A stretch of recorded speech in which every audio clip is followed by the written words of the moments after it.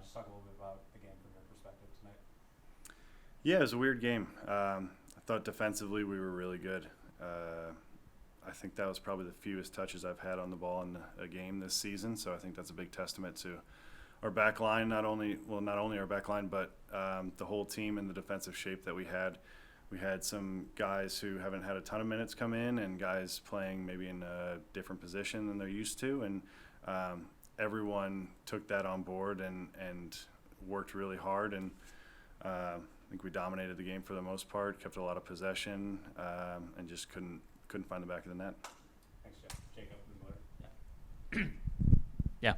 Joe, I guess how do you as a goalie stay in rhythm, connected with the game when it's kind of a choppy game, as you mentioned, weird, you're not getting a lot of touches, a lot of chances to do something. Yeah, it's just it's difficult sometimes when you're not involved with it to stay focused, but that's part of the job. You just have to constantly remind yourself to stay in it, stay moving. Communication always helps, just screaming, even if it's something as obvious as step or drop or simple communication, stuff like that is constantly keeping me engaged. And Chris Applewhite, he came in for the last 10 minutes to help close the game out against the Red Bulls on Wednesday, and now gets his first MLS start today. I guess, what did you make of his performance and just kind of the path he's taken to be able to step in here and help field the shutout? Yeah, I think Chris has been incredible. Not just tonight, but the Seattle game when he made his debut, the Red Bull game. You forget that he's only 17. He plays and acts so much more mature than that. He's calm on the ball. He won so many aerial duels tonight. He was a big part of the reason why we kept a clean sheet tonight. Joe, a lot of since BJ has been around, a lot of the play has changed in terms of how much the ball is at your feet. Do you feel like you've improved in that aspect of the game, playing with the ball? Yeah, probably. I think we just do it so much that you just, the repetition and the practice of doing it over and over again. I would say more than anything, I feel more confident on the ball.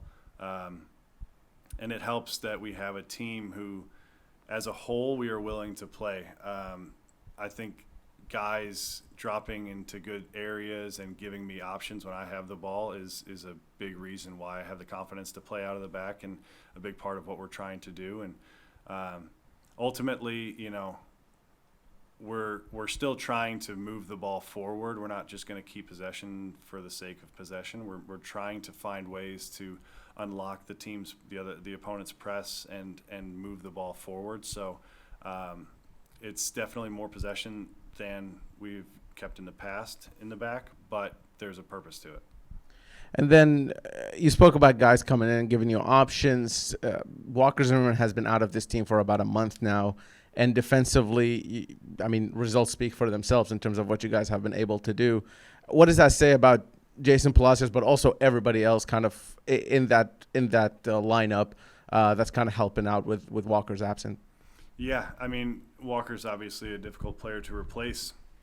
But I've said it before, we have a next man up mentality at this team, and whether it's Walker who goes down or anyone, you hope that the next guy who can step in and the team continues to perform without any hiccups. And I think we've seen that a lot. And I think it's also a testament not only to Jason and Chris, but like you said, the rest of the back line have been unbelievable so far.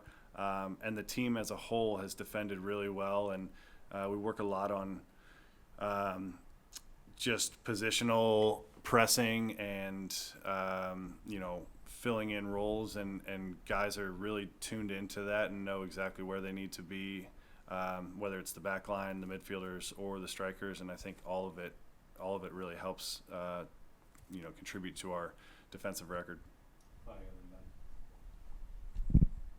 Joe, kind of asking you an extension of the answer you gave to Valer, from your standpoint as a keeper, when you see those switches in front of you, so many games with Zimmerman, and then some other games with Jason, and now you see a young guy like Applewhite come in.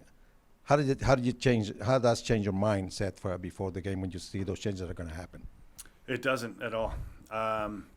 I think when you see guys who haven't played a lot of minutes come into games from the outside perspective, you don't know what to expect. But I train with those guys every day. I know what to expect out of them. I know what they're capable of and how good they are. So my expectations and confidence does not waver at all when I see changes in the lineup.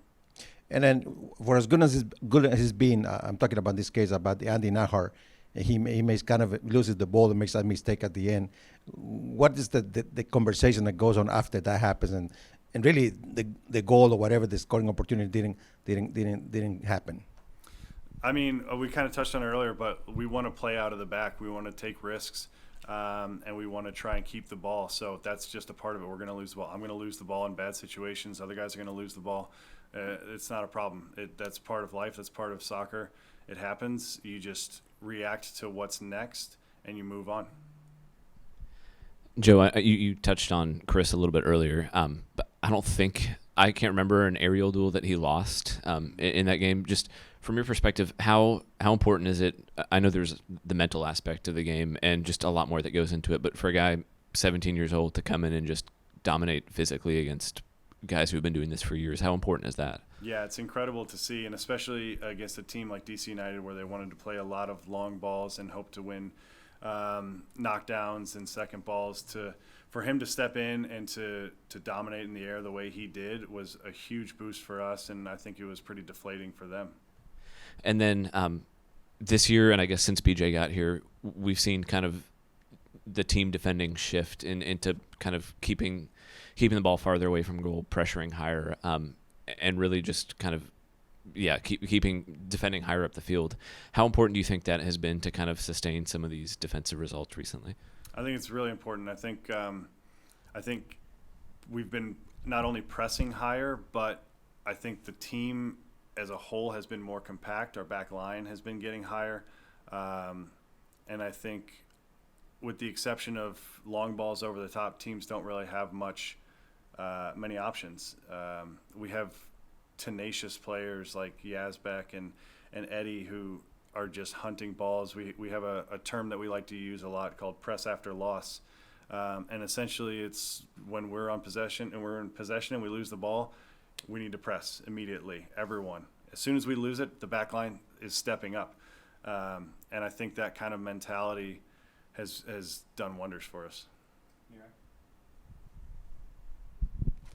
Thank you. The first things I want to ask you, we see in the past the Nashville Soccer Club playing with line of 5 of defense. Now today they play with 4. Which one do you feel more comfortable? And the second question is, let me ask, you can answer that one first. I like playing with a back 4.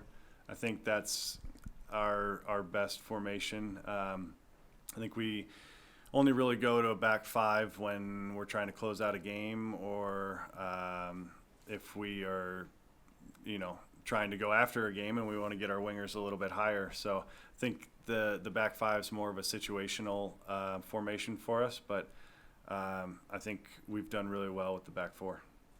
And my second question, do you be concerned or afraid that Randall can make you a goal? I was thinking about it. When I saw him coming in, I knew he was going to take shots from anywhere.